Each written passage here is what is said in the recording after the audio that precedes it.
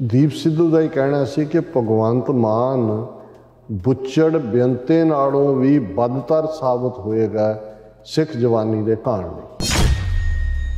ਜਿਉਂ ਹੀ 29 ਅਪ੍ਰੈਲ ਦੀ ਗੱਲ, ਕਿਉਂਕਿ ਦੁਨੀਆ ਦੇ ਵਿੱਚ ਇਸ ਖਾਲਿਸਤਾਨ ਡੇ ਦੀ ਹੋਈ, ਇਹਨਾਂ ਨੇ ਕਿਵੇਂ ਜਿਹੜਾ ਉਹ ਸ਼ਿਵ ਸੈਨਾ ਪਟਿਆਲਾ ਜਾਂ ਅੰਮ੍ਰਿਤਸਰ ਦੇ ਨਾਂ ਥੱਲੇ ਕਿ ਜੀ ਅਸੀਂ ਖਾਲਿਸਤਾਨ ਮੁਰਦਾਬਾਦ ਮਾਰਚ ਕਰਾਂਗੇ। ਬਲਜਿੰਦਰ ਸਿੰਘ ਪਰਵਾਨਾ ਉਹਨੇ 2-3 ਦਿਨ ਪਹਿਲਾਂ SSP ਨੂੰ ਲੈਟਰ ਲਿਖਿਆ ਕਿ ਭਾਈ ਇਹ ਜਿਹੜਾ ਸਾਰਾ ਬੰਦ ਕਰੋ, ਇਹਨਾਂ ਨੂੰ ਇਹ ਮਤ ਭੜਕਾਟ ਪੈਦਾ ਕਰੋ। ਕਿਵੇਂ ਹਕੂਮਤ, ਪੁਲਿਸ, ਉਹੀ ਐਡਮਿਨਿਸਟ੍ਰੇਸ਼ਨ ਕਿਵੇਂ ਨਾਲ ਰਲਿਆ ਹੋਇਆ ਸੀ ਕਿ ਪੀਸਫੁਲੀ ਜਾ ਰਹੇ ਸਿੱਖਾਂ ਦੇ ਉੱਤੇ ਕਾਲੀ ਮੰਦਰ ਪਟਿਆਲੇ ਤੋਂ ਜਿਵੇਂ ਪੱਥਰ ਬਰਸਾਏ ਗਏ, ਗੋਲੀਆਂ ਚਲਾਈਆਂ ਗਈਆਂ। ਜਦੋਂ ਹੁਣ ਗ੍ਰਿਫਤਾਰੀਆਂ ਦਾ ਵੇੜਾ ਹੈ ਤੇ ਜਿਵੇਂ ਬਲਜਿੰਦਰ ਸਿੰਘ ਪਰਵਾਨਾ ਉਹਨਾਂ ਦੀ ਪੁਲਿਸ ਵਾਲਾ ਕਹਿ ਰਿਹਾ ਜੀ ਮੇਨ ਮਾਸਟਰਮਾਈਂਡ ਪਹਿਲਾਂ ਦੌੜ ਗਿਆ, ਫਿਰ ਅਸੀਂ ਫੜ ਲਿਆ। ਜਿਹੜੇ ਸਿੱਖ ਪੀਸਫੁਲ ਨੇ ਉਹਨਾਂ ਦੇ ਉੱਤੇ ਇਰਾਦਾ ਕਤਲ ਦੇ ਮੁਕੱਦਮੇ ਜਾਰੀ ਜਿਹੜੇ ਨੇ ਉਹ ਦਰਜ ਹੋ ਰਹੇ ਨੇ। ਦੂਸਰਿਆਂ ਨੂੰ ਜਿਹੜਾ ਉਹ ਬਿਲਕੁਲ ਖੁੱਲ੍ਹ ਖੇਡ ਹੈ। ਜਿਹੜਾ ਨੈਕਸਟ ਰਾਊਂਡ ਪਰਸੀਕਿਊਸ਼ਨ ਦਾ ਜਿਹੜਾ ਕਿਸਾਨ ਲਹਿਰ ਔਰ ਮੌਜੂਦਾ ਪੀੜ੍ਹੀ ਜਿਹੜੀ ਕਿ ਹੁਣ ਆਪਣੇ ਹੱਕਾਂ ਲਈ ਸਜਗ ਹੋ ਕੇ ਖੜੀ ਹੈ, ਉਹਦੀ ਪਰਸੀਕਿਊਸ਼ਨ ਦਾ ਦੌਰ ਹੈ।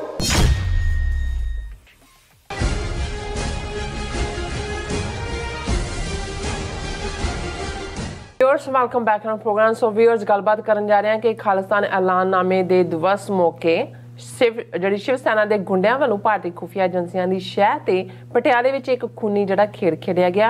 व्यूअर्स, इउं जापदा है कि RS की जिहड़ी B टीम आम आदमी पार्टी वालों पंजाब विच सिख नस्लकुशी का जिहड़ा एक होर जिहड़ा दौर है वो आरंभ दिता गया है। सो इस बारे आपां गलबात करन जा रहे हैं। सो असीं चाहांगे कि तुसीं इसी तरह जुड़े रहना, देखण सुननी एंड लिखण लई तुहाडा सब दा बहुत बहुत धन्नवाद जी। डॉक्टर साहब की विचार ने? देखो, शाद लखनवी का ये शेयर है, अक्सर असी उसनूं अड्ड अड्ड अंदाज दे विच दोहराते हैं कि उन्होंने कहा सी कि ना तड़पने की इजाज़त है, ना इजाज़त फरियाद की है, घुट घुट के मर जाऊं ये मर्जी मेरे सयाद की है।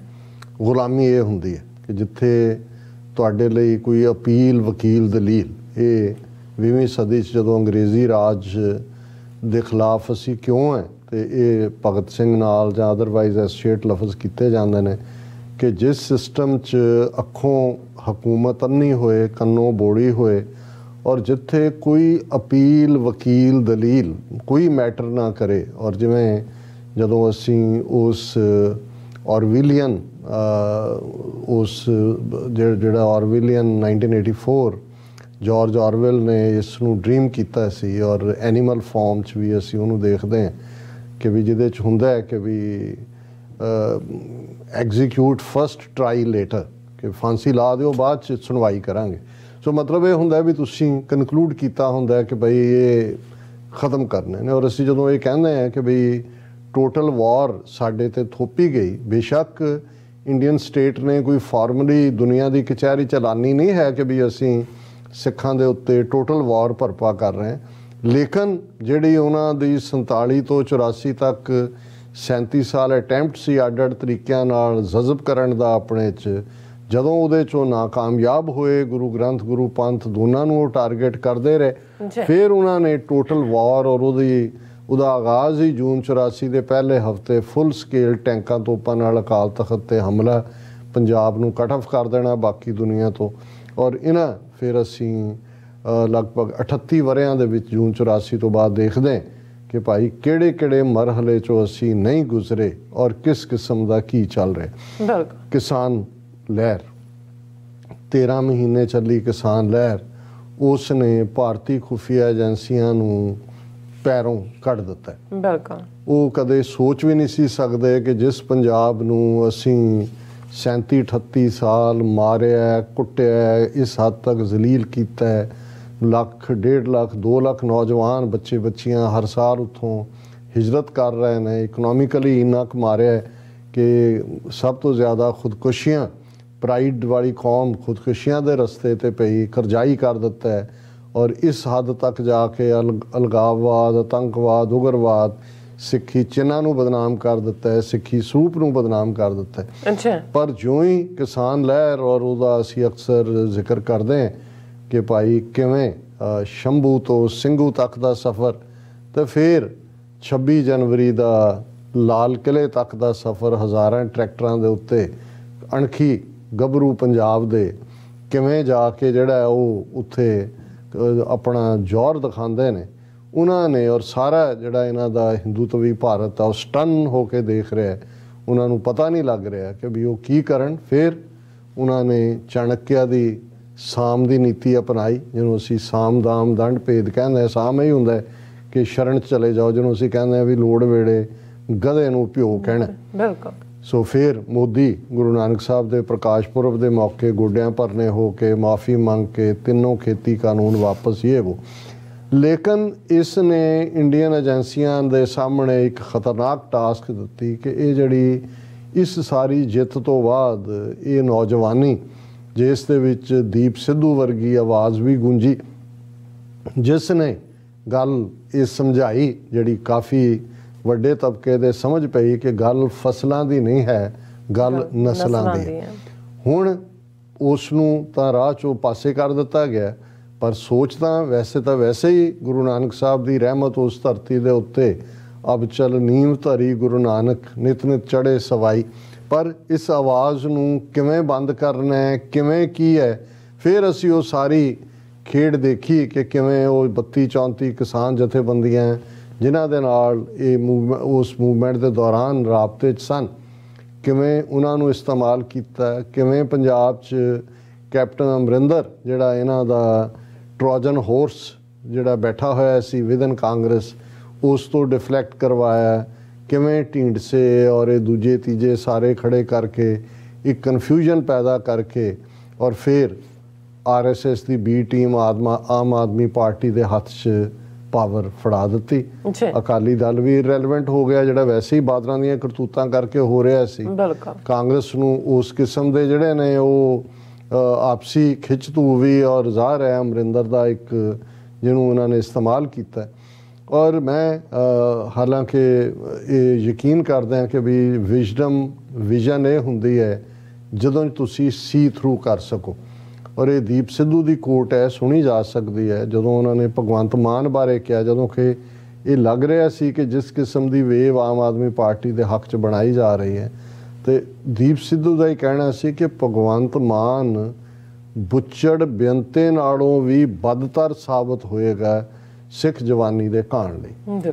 और हुण जदों असीं बेनते बुच्चड़ की गल करते हैं 1992 तो 1995 तक जदों वो नरकां नूं तोरिया जाता है लगभग 50,000 तो ज़्यादा सिख नौजवानों की नस्लकुशी की गई सी।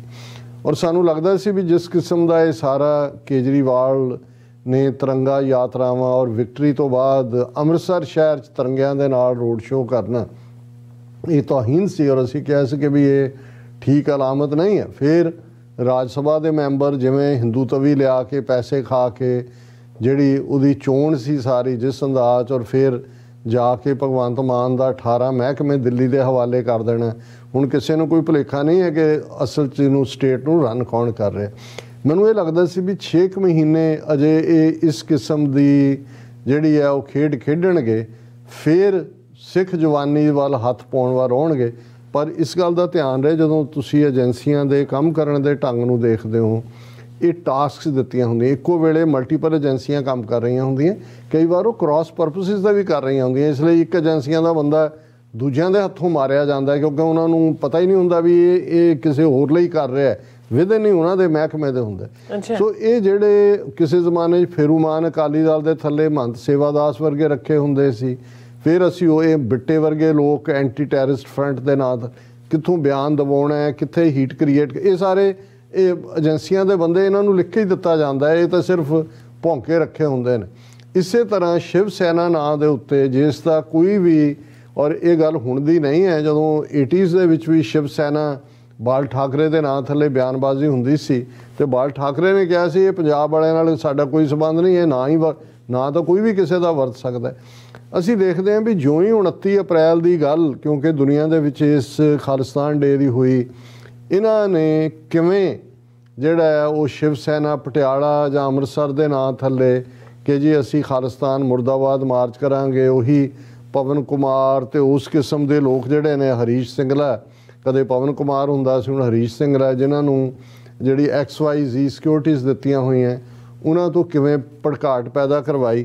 ਔਰ ਇਸ ਦਾ ਵਿਰੋਧ ਅਸੀਂ ਦੇਖਦੇ ਹਾਂ ਕਿ ਵੀ ਜੋ ਇਹਨਾਂ ਨੇ ਇਹ ਕਰਤੂਤ ਕਰਨੀ ਸੀ, ਬਰਜਿੰਦਰ ਸਿੰਘ ਪਰਵਾਨਾ, ਉਹਨੇ 2-3 ਦਿਨ ਪਹਿਲਾਂ SSP ਨੂੰ ਲੈਟਰ ਲਿਖਿਆ ਕਿ ਭਾਈ ਇਹ ਜਿਹੜਾ ਸਾਰਾ ਬੰਦ ਕਰੋ, ਇਹਨਾਂ ਨੂੰ ਇਹ ਮਤ ਭੜਕਾਟ ਪੈਦਾ ਕਰੋ। ਲੇਕਿਨ ਇਹ ਵੀ ਇੱਕ ਖਾਸ ਏਜੰਡੇ ਥੱਲੇ ਕੀਤਾ ਗਿਆ।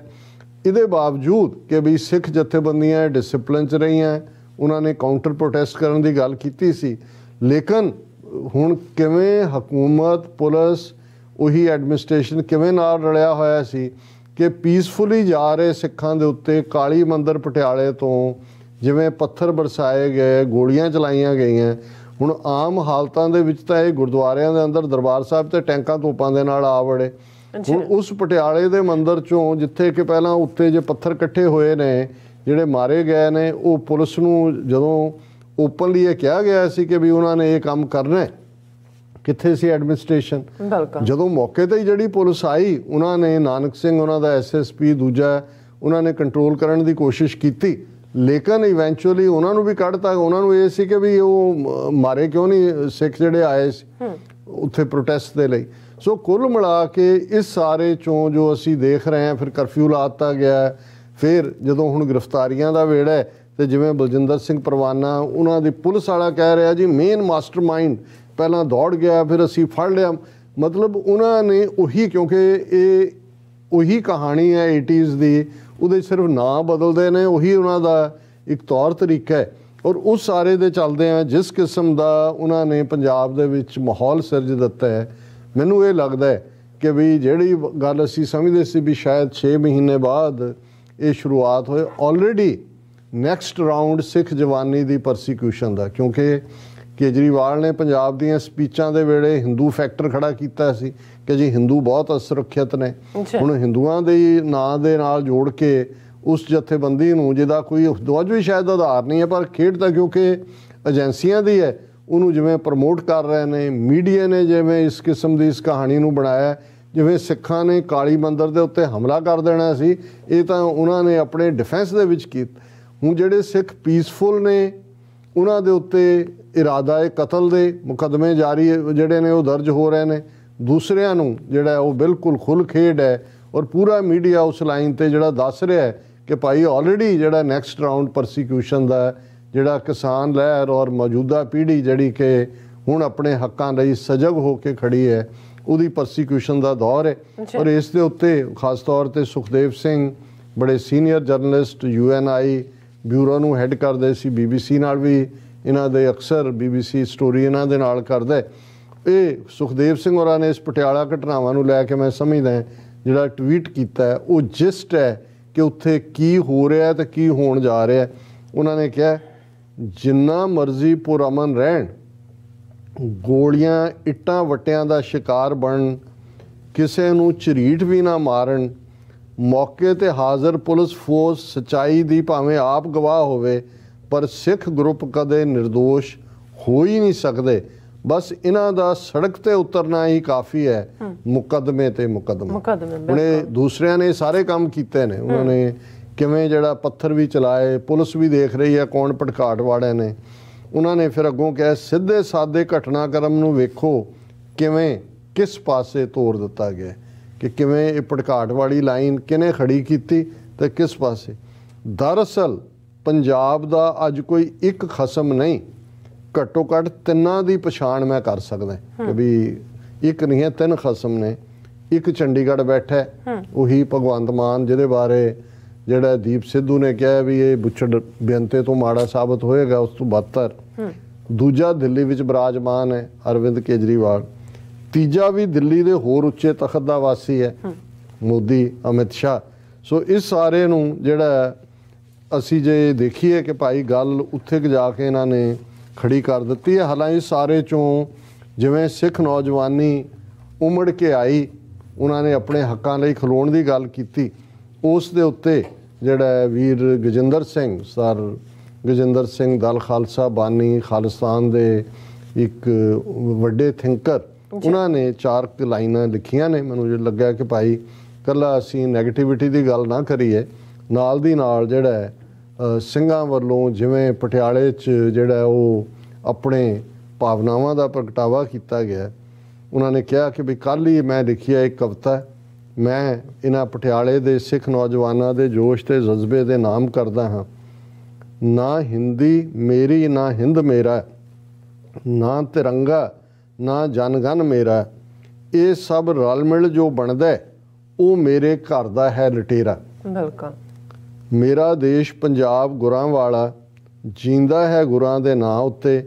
ਮੇਰਾ ਝੰਡਾ ਖੰਡੇ ਵਾਲਾ ਹੈ, ਝੁਲਦਾ ਹਰ ਪਿੰਡ ਗਰਾਂ ਉੱਤੇ।